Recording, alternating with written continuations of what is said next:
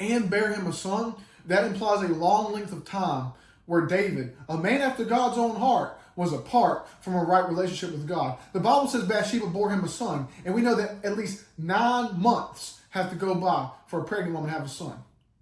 Or around there anyway, 7 to 9 months. And you see, I imagine David thought he'd gotten away with it. His stubborn heart attitude had become a stronghold in his life. It convinced him that he was in the free and the clear. And over that time, we see that he developed a hardened outer shell while the impact of his sin was still raw in his heart. Let's see. What had he gotten away with?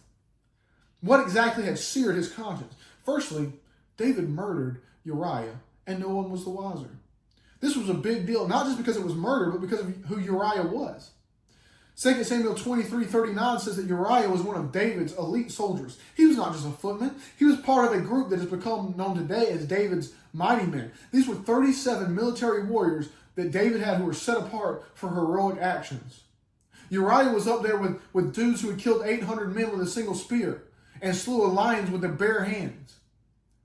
He was one of David's personal friends. Uriah was so loyal, the Bible says, that he chose to sleep with the other soldiers rather than go home to be with his wife when David got him drunk and told him to. He was loyal to David, but David wasn't loyal to him.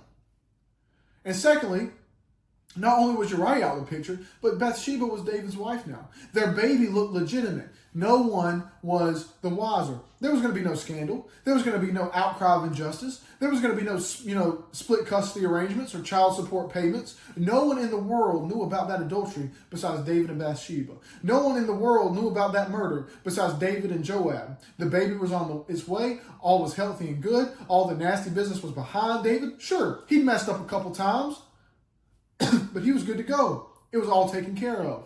He was stubborn. He was set in his ways. Are we stubborn like that today, folks? Is there sin in your life that you refuse to give up?